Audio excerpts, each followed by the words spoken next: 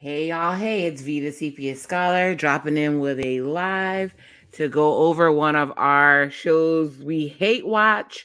And just like that, season 2, episode 6. It's called Bomb Cyclone. I hope this video finds you happy, healthy, and full of love. Yes, I know that the new episode drops today. Yes, I know Aiden, the perpetual victim of Carrie, is coming back today, and I'm gonna watch that episode. But I wanted to catch up and watch the episode before. Why? Because life has been lifing.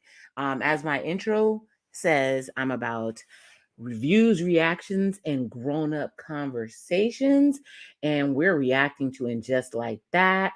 Like I said, it's the the reboot of Sex in the City. I grew up, well, it would have been in my early teens, early 20s, whatever, when I would have saw Sex in the City, and I love that show. I watched every episode. I probably watched the season 3-4 times. Can't get enough. When they said they were going to come back with the reboot, it was like, okay, I'm all in. And then they came with this dumpster fire of a show called And Just Like That. They added new characters. Some we think are cool, others we didn't ask for. And I just want to go over episode 6. It's a recap slash rant. Why? Because we're not gonna hit the high note. We're gonna hit only the high notes and comment on what we saw. And this episode was full of a lot of fluff. I was about to call it a filler episode until the end happened. Then I was like, oh, thank God. So something happens at the end that we've all been waiting for. I wanted to say hello to Colton, James Hodge. He always comes through. No, I'm not coming on the screen. Like I said, it's been a rough week. I look like the week that I've been through, but I hope you guys are happy, loved, and blessed.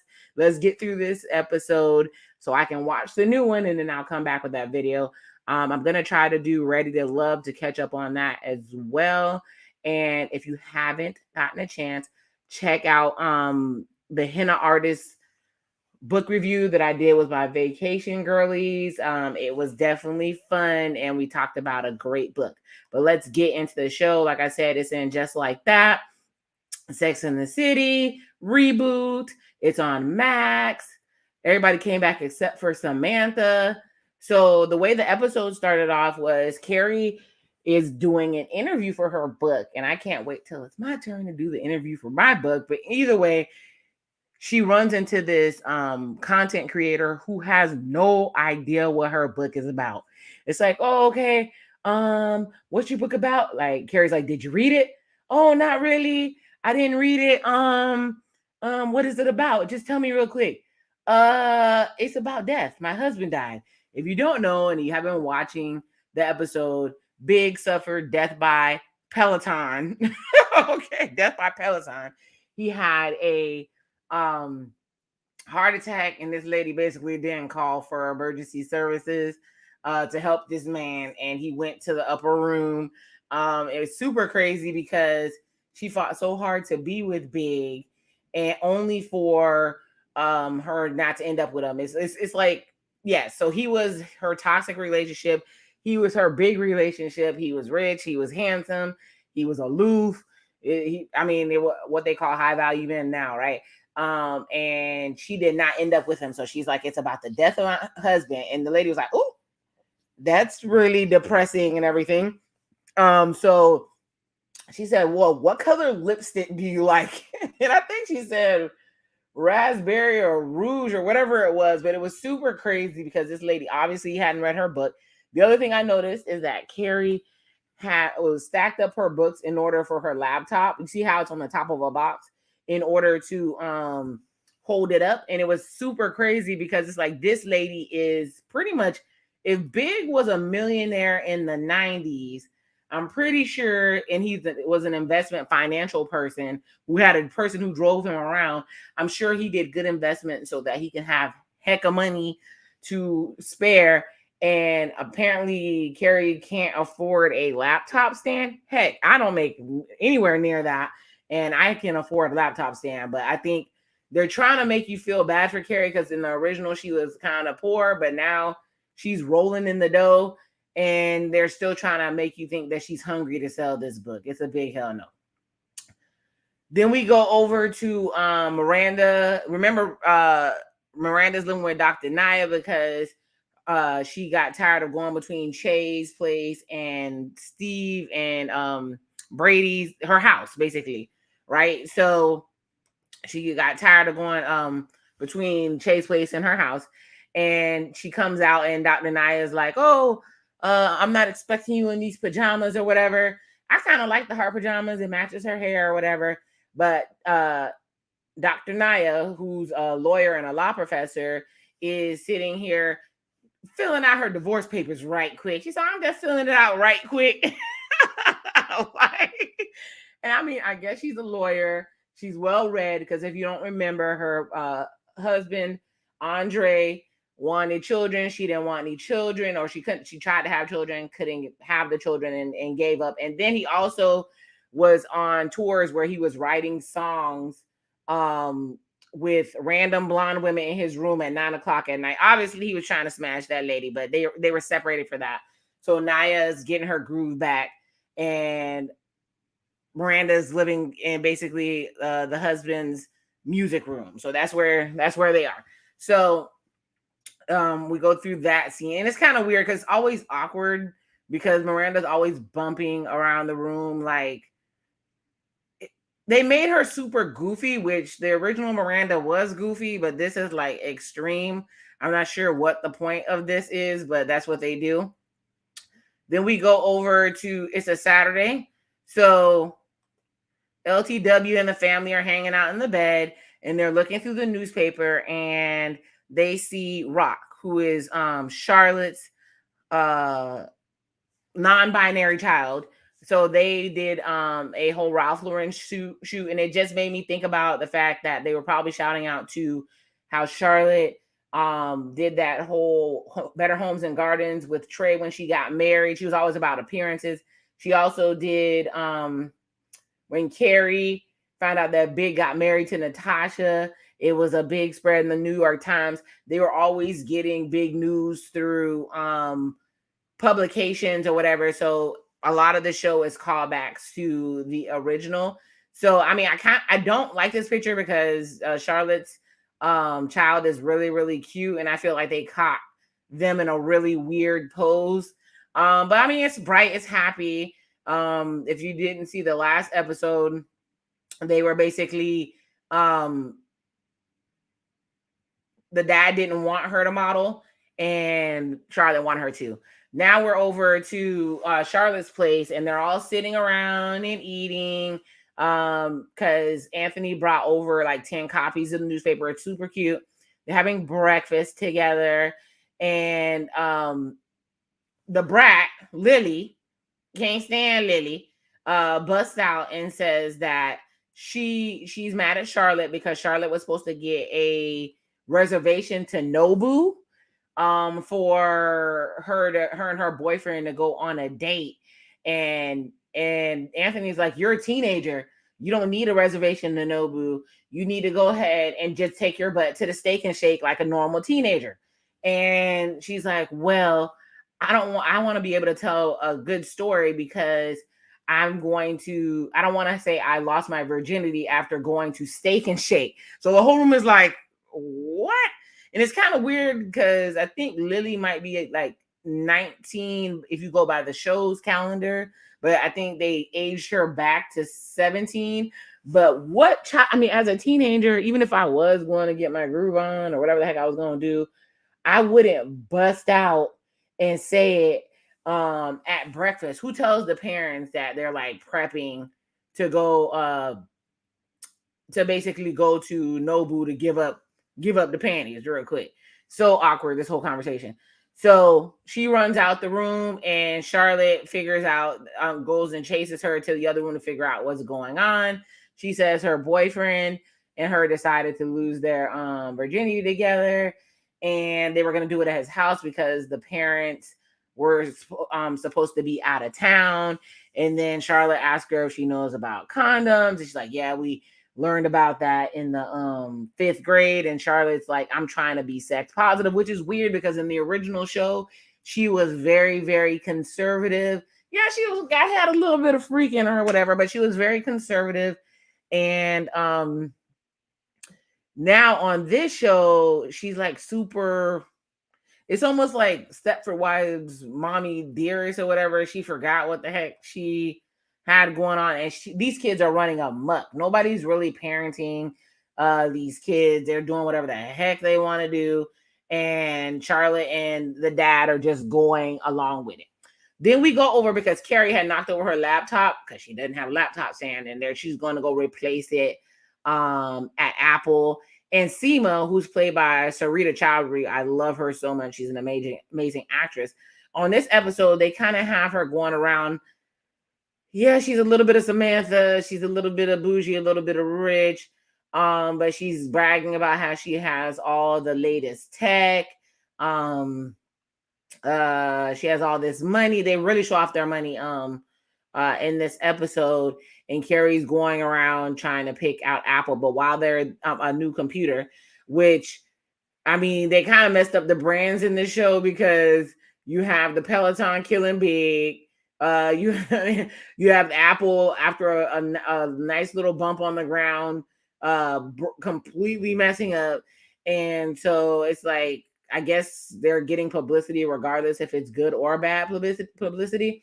But during this scene, Seema asks Carrie, she proposes to Carrie. And what she proposes to Carrie is, can we go get a house will you go get a house in the Hamptons with me?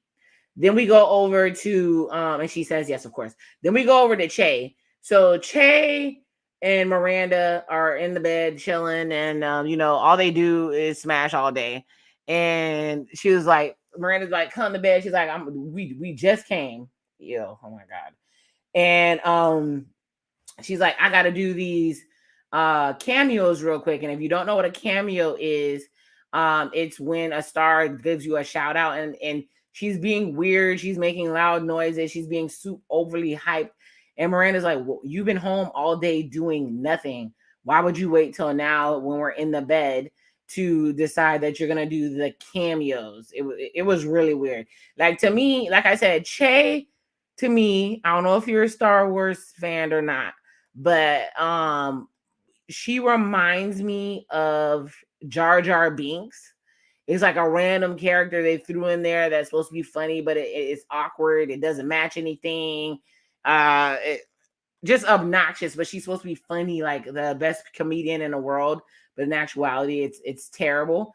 So Miranda said can't take her making all that noise. So Miranda says she's gonna go ahead. Well, she's giving all these weird cameos, like people going to law school, and it's like, I was laughing because the cameos, like, if you're really a quote unquote star and people are paying for these cameos, they're not trying to see Miranda and her pasty back and her pajamas in your background.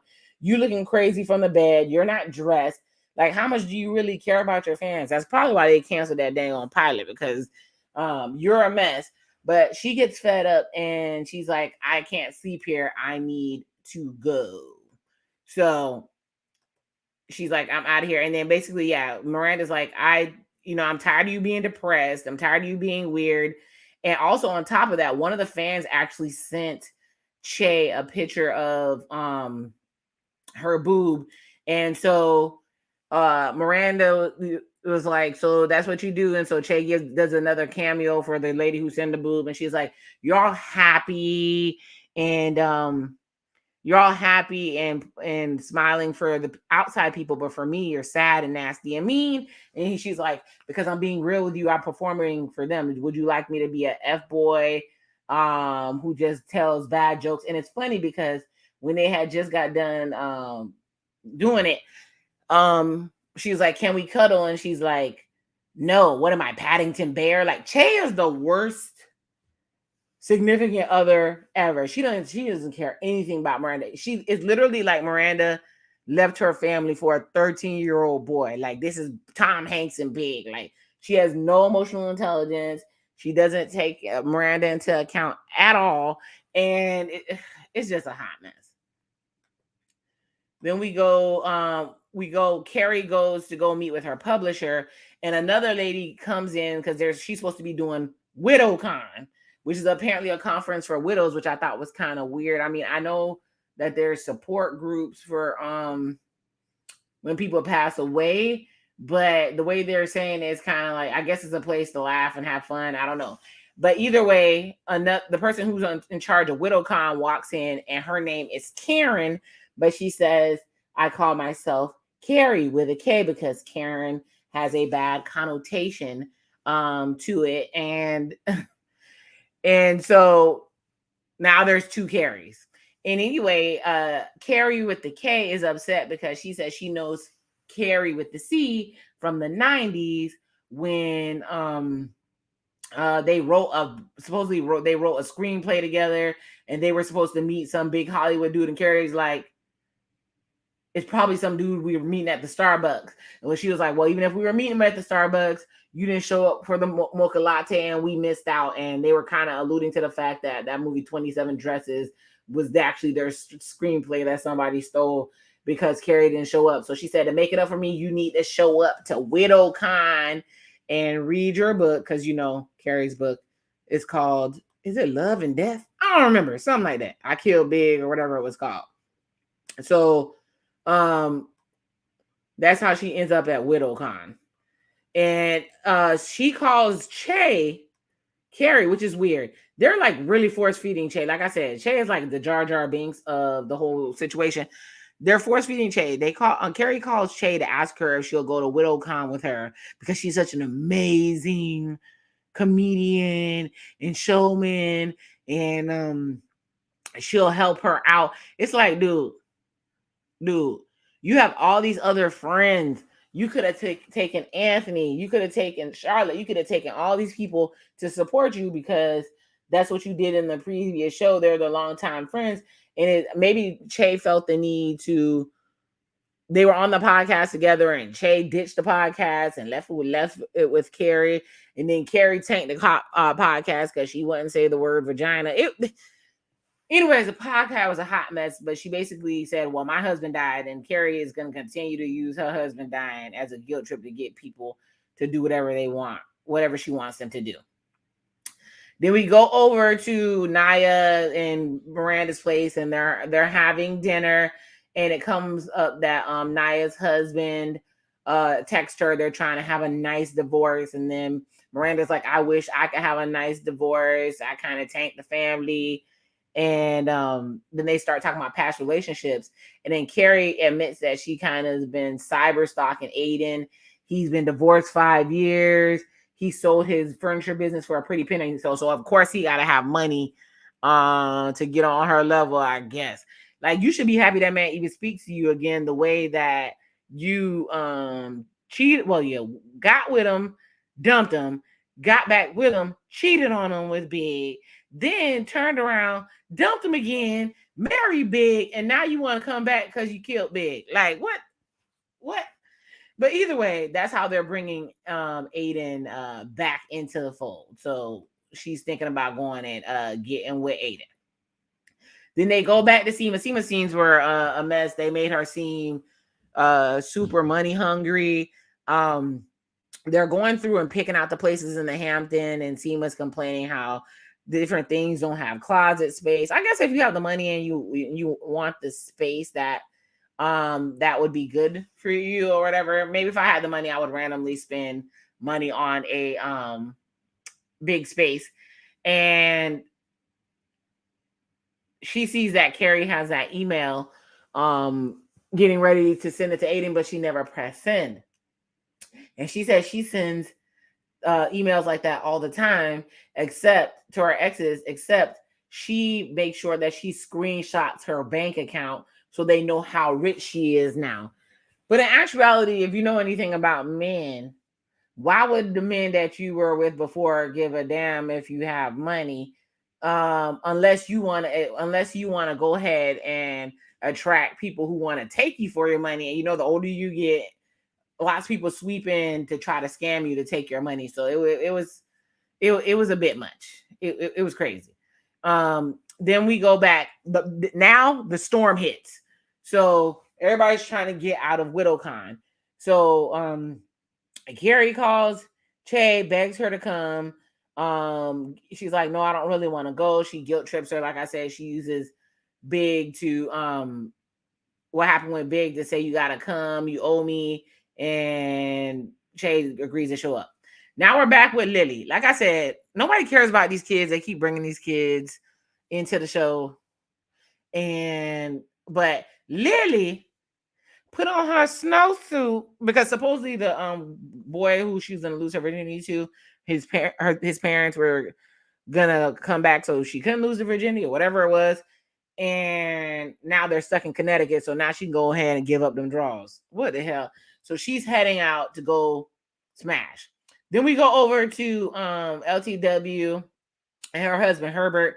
This thing stresses me out. I said stresses me out. I'm thinking. Anyways, this strong black woman trope gets on my damn nerves because Herbert ends up having a fundraising lunch for being the comptroller, which he never wanted to do. She talked him into, and LCW is getting honored for being a black woman in cinema for a documentary or whatever, her documentary, and they're kind of going back and forth which one's more important and who should miss what. And she's like, I'm not missing me getting my flowers for my documentary. And he says, I can't miss because I have to be there to take pictures and fundraise or whatever. And she was like, okay, you go do you and I'll do me. And he offers to give her a ride. And she's like, no. In a bomb cyclone. Make it make sense. Make it make sense. If I got a husband who wants to take care of me and make sure I get somewhere safely, I'm hopping in there. I'm gonna be a passenger princess and sit my butt in that car and enjoy that heat and have my man drop me off where I need to be to go get freaking recognized. But not LTW, baby. She said I'm gonna walk, just like I guess she walked to the the Met Ball? Just like she walked to the Met Ball, she finna walk to this dang on thing she's getting honored at. Make it make sense. Like I said, I'm sick of this strong black woman trope. They're getting on my nerves. We need help too. We like support too. We like love too. Like, what the hell is going on? So she's gonna walk through the snow to get where she's going. So that's what we see. She's walking through the snow in some high heel white boots and a hat. And when I saw this, y'all, I'm not going to tell you what I thought of. I'm going to tell you what I thought of. When she was walking, it's supposed to be an iconic fashion scene and she doing her thing. And baby, she took her wig off so it wouldn't get wet and moist because, you know, those bundles cost lots of money. She took her wig off to walk through the snow to get to this place. And look how those cars are covered.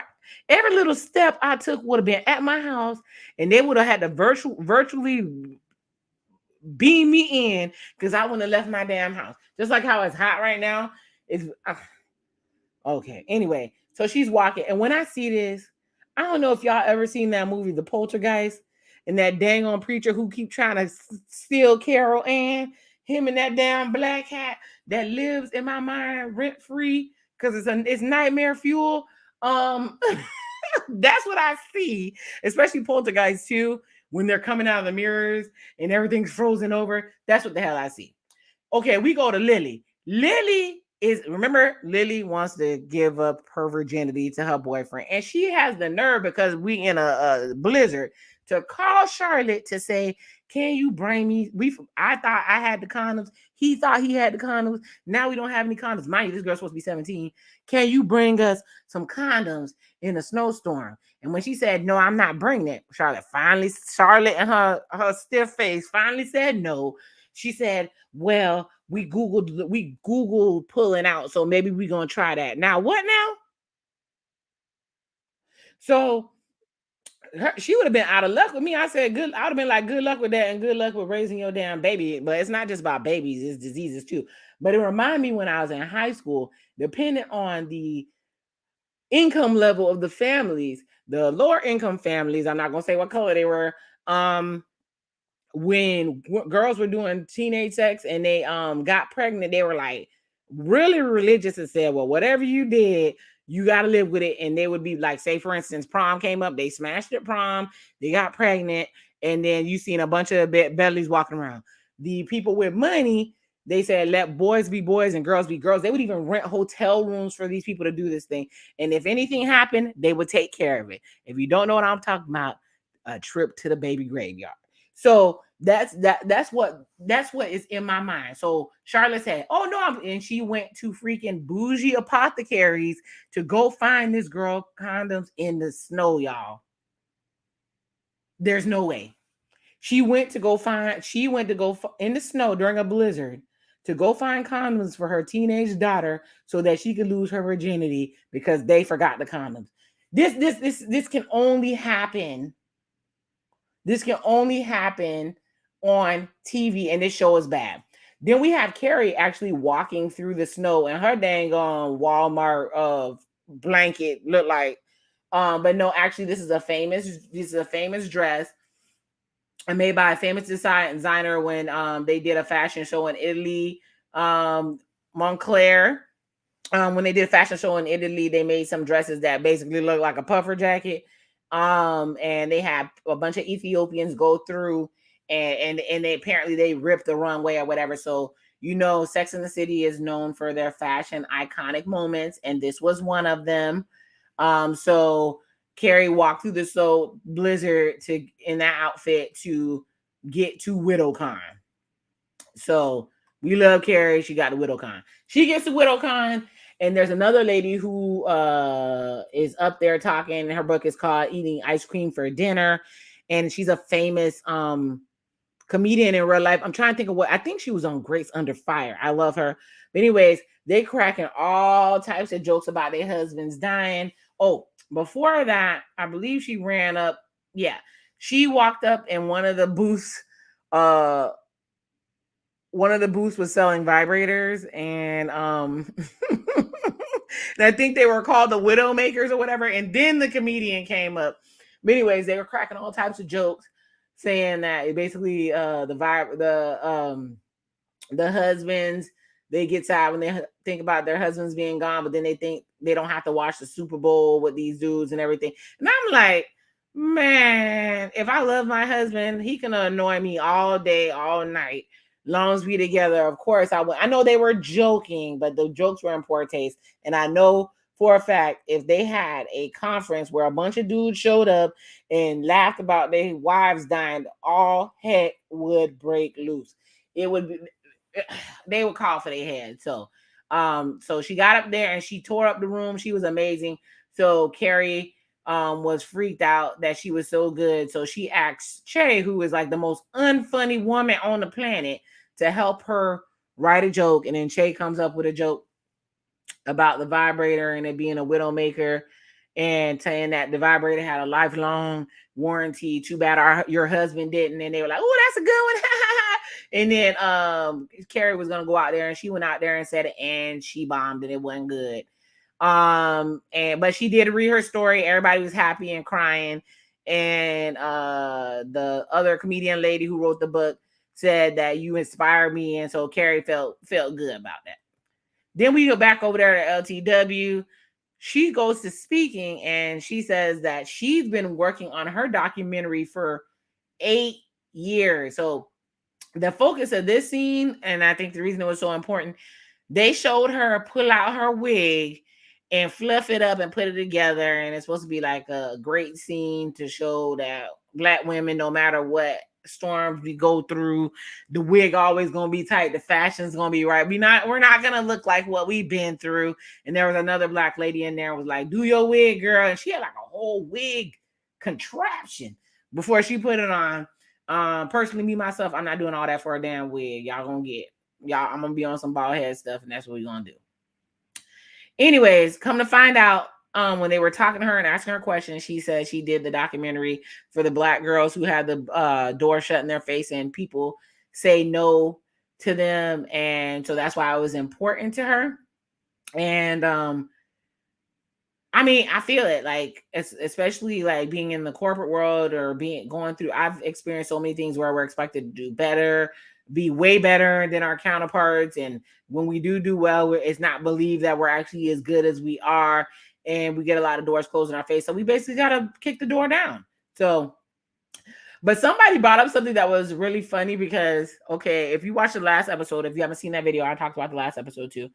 LTW's father is Billy D. Williams, Mr. Colt 45, Mr. Mahogany, Mr. Star Wars, Mr. Everything. Every time he speaks, my heart flutters. He is so fine to me, even as old as his ass is. Her father is the one who was boosting up her documentary and had her throw her under the bus to be a comptroller. But season 1, apparently he was supposed to be dead. When Big passed away, and Charlotte and her family was upset, LTW said, I understand my dad died last year. And apparently they forgot. The writers forgot. I guess it's kind of like when Judy went upstairs and never came back. New brothers and sisters appearing in shows. They completely forgot the man was dead, and they brought Billy D. Williams to play the part. But I think season 1 was so all over the place with the toilet humor, with the periods and people peeing on themselves and taking a dump and all types of crazy stuff, that the writers probably purely forgot and started over and acted like season 1 just didn't happen, except for Che Diaz. Ew. So that was interesting to me because I would have never remembered that, and I watched the whole season 1. But what was good about this part, when Lisa Todd Wesley was talking, her husband showed up, and then she realized that not everybody has the same support that she has at home. So yeah, stop trying to be those strong Black women for no damn reason, causing all types of drama for this man. And all he trying to do is love you. But we love Herbert because he played, to me, he was in Hamilton. I think he played George Washington. So I usually don't do the Beige Brothers, but he is so fine to me. So that's how that storyline ended. So we back to Carrie. Carrie thanking Che for being with her. And Che said, you know what? I've been overreacting. Everybody lost their husbands. All I did was lose my ego, and you guys gave me a new lease on life. So this is when we get to the part that we all been waiting for, because I told you this episode was pure fluff and foolery. Justice for Steve. First of all, we got Steve here. One thing I noticed about Steve doesn't have the hearing aid. Remember in the first season, maybe the man was going through a health crisis. They had Steve walking around with a freaking hearing aid, looking like he was 80 years old. But in this season, he's boxing, looking fine. His abs was on point, all this other stuff, and we about to get some justice for Steve. Anyways, Miranda busts in and she's like, "Hey, Steve." No, she's there. Steve walks in and she's like, "Where's Brady?" Brady's working out in the bar, and she's like, "Oh," like I guess she doesn't approve, but she can't say anything because she says she's the one who blew up the damn family.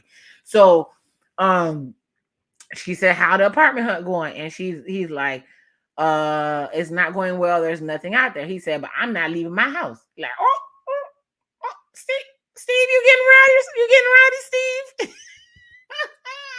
You was supposed to get rowdy, Steve. Oh my God. He said, "I'm not leaving my house." And she said, "What you mean you're not leaving the house? You need to go." He said, "It's my house." And she was like, "You mean the house that you ain't got your name on the mortgage?" Like, oh, hold on. So y'all been married all this time. And I know sometimes they don't put both people's name on the mortgage if somebody credit is funny. And but you at least supposed to put the other spouse's name on the deed, baby. So you never put his name on the deed. But anyways, that pissed him off. And he said, this is my house. I fixed it when we first got here, the kitchen like crap, I fixed it. I did the floors. So he got sweat equity in the house. But then he bust out, he said, "You never wanted me. You never wanted to move in Brooklyn, and you never wanted Brady." Oh my God. Dun, dun, dun, dun. So from the fans who are the first Sex in the City, what he's saying is just not true. But because the new Sex in the City Miranda is different from the new Miranda. I'm gonna explain it because this is the main meat of the episode. So When Miranda was first getting with Steve, she was avoiding Steve, not trying to be together with Steve because they had like a big difference in income. He was acting kind of fun. She was like that corporate woman, but then she realized she didn't want to be alone, so she gave Steve a chance. Then it didn't work out, and she saw him. Well, he was supposed to have cancer and testicular cancer.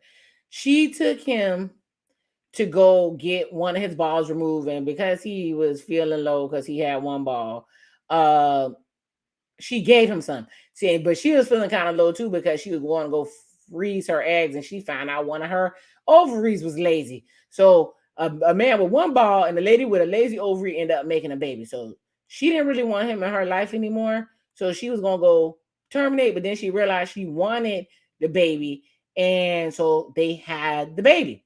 So she started dating fine ass Blair Underwood. Oh my God, that man's so fine, boy. My God. Anyway, she started dating Dr. Robert, aka Blair Underwood, and he actually liked her, even though he had all these chicks around. I ain't gonna say that was realistic, but he had all these basketball cheerleaders around, and he liked Miranda. That's when she seen that Steve was with Debbie. And I remember Steve brought the diaper bag and forgot there was condoms in the diaper bag. And that's how she found out that he was smashing Debbie, and she got in her feelings. And then they had a birthday party for Brady, and they were all there. And that's when she realized she was in love with Steve, because she loved Steve before, but she was trying to play it cool. You know how we do. You don't want to admit that you care about somebody the way you do. And so she went for Steve. So she wanted Steve. That's not true. The other part is Brady. She did go to the unalive baby place, went in there, decided she wanted her baby. She kept him, so she wanted Brady. As for Brooklyn, she gave up her place in Manhattan to be with Steve. Y'all remember he had that mother that was kind of crazy, and she had dementia, and she got lost, and they had that whole scene that made me cry every time because she didn't know if she understood love. And Magda told her she understood love because when Steve mama was going through those things, and she sat there and watched, because she was eating out the damn trash can, and she sat there and gave his mama a bath because she loved that man. That's why when me and my significant other that I had at the time, when we watched the first Sex and the City movie, spoiler alert if you haven't seen it, but it's been 50,000 years. When Steve cheated on her because they weren't having enough nookie, she was devastated. And remember, they had to go decide if they was gonna meet on the if they were gonna be together, they were gonna meet on the Brooklyn Bridge or not. And she did that list of pros and cons, and to see if she was gonna be with him. See, here go the list. And if you see, she had amazing things to say about him. He was sweet, a good listener, willing to work, kind to his mother. Let me see. Carpenter, plumber, doesn't care if I cook. And then the lows was affair, sneaky, selfish, doesn't read enough, uncomfortable at work functions, breath occasionally. So stupid stuff. Nose hair. So she realized it was dumb, and she went to that, and she met him at that Brooklyn Bridge. But now all of a sudden, this new Miranda didn't love him. Steve know he was dead ass wrong for saying that shit. And how devastated she was. Remember when they went to Valentine's Day, and she like almost stopped being friends with Carrie. Carrie almost stopped being friends with her because, they both talked to each other, and Carrie said, "You need to take back Steve. You love him or whatever. No matter what mistake he made, you need to work it out because people aren't perfect." And Carrie, she admitted to Carrie that she told Big that marriage sucks, so she was going through the thing, and that's why, Carrie thought that was part of the reason Big left her ass at the altar. But anyways, there was love. She wanted to be with Steve. She wanted her baby, and she wanted to live with Brooklyn. So none of that was true. But when you're mad and y'all breaking up and people trying to jab each other, hurt each other, crazy things are said. But it hurt her, and she freaked out, and she started crying. And Steve, being the sweetheart that he is, runs behind her to catch her. And they end up spooning because he said, "I don't want you to get on the subway upset. I don't want you to leave anywhere." So they end up spooning. So while they spooning, she look and she sees Steve got a Magnum condom on open one on the nightstand. Okay, Steve, Magnum, but she did say he was a good lover. Steve, I saw you punching that punching bag. I seen your abs. You got a Magnum. You baby. Anyways, it turns out he's messing with the Whole Foods girl. And she gets upset. She was like, I'm all sad because I'm thinking I'm hurting you and you don't moved on. Just because you smashed somebody don't mean you moved on. You was off living your best life with Jar Jar Binks, aka Che. What he was supposed to, you were gone. You went all the way to California to be a groupie. Girl, bye. So then she leaves and she go home to Che and her sorriness. And she was like, oh, me and Steve, it got ugly. I wish we would have broke up while it was still good. And Che was like, you think we good? We not good. This isn't good. We not gonna get any better. And boom, Che dump her ass too. And guess what? Where they end up? Spooning. I mean, I know you can do a couple of turnbacks sometimes when you break up because you know it's familiar and stuff, or depending on how horrendous the person is, you ain't gonna do that. But like both of the scenes end up with spoon. But Miranda got dumped by both people on the same night. So she said, I'm winning. I'm doing it big. I'm getting dumped all over the place. So hopefully they let Miranda stay single because she's a hot mess. If you don't know, Cynthia Nixon directed this, and in real life, Cynthia Nixon dumped her husband, who was a man, for a non-binary or maybe a lesbian woman that looked just like her husband. It was really weird. And so she basically turned the Miranda character into her real life character. And now she's directing and acting in her own jacked up life story. So hopefully this means Che is gone. I heard that Naya was actually supposed to be, Dr. Naya, the beautiful black lady, was supposed to be a love interest for Miranda. So I pray to God they don't go that route. I pray to God they don't go that route. Then we end up with Carrie, who's sitting there with the snow, and she said, and just like some lovers are meant to be left behind, and others basically you can give a second chance. And just like that, I gave Aiden a second chance. So Aiden's coming back, y'all. I think Samantha's coming back too. I mean, like I said, the episode was bad, but it gave us our justice for Steve.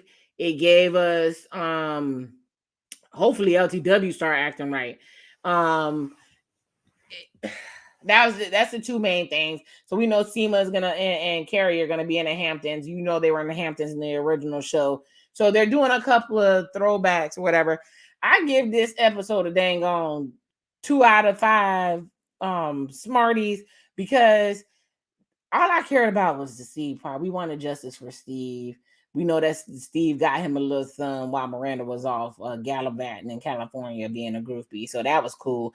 And Steve finally put his foot down and said, this is my house too. And you can kick rocks. I mean, they're going to have to figure it out. And my question is, Brady, I think, supposed to be 20-something years old. Why Miranda keep running back and forth to do his laundry and bring his medicine? I ain't trying to be wrong, but is Brady differently abled? I don't know. They leave stuff out of the show that doesn't make sense. But I'm ready to see Aiden come back because the man that played Aiden is so fine to me. He was in Big Fat Greek Wedding. He is tall, fine, and all those good things. He just a big old dummy because he kept letting that girl cheat on him. But he got married. He had his baby that he was looking for. Carrie don't have any children, so I guess, and that baby should be the same age as Lily. Who knows? I look forward to the next episode. I'm probably going to watch it right after this. I would have did it as a watch along, but I think we don't have enough and just like that. And I will come back with that episode and I will try to do Ready to Love. Shout out to everybody that dropped in. Like I said, once again, shout out to Colton. Thank you for always dropping through. This was a random live and I'm going to let y'all see me walk my sexy self out of here. I'm not on the screen, but I'm gonna let Gloria do it for me. I'm gonna let y'all watch me walk away. Like I always say, I love who loves you. May God bless you with everything that you need. And the CPS Scholar is out. Bye, y'all.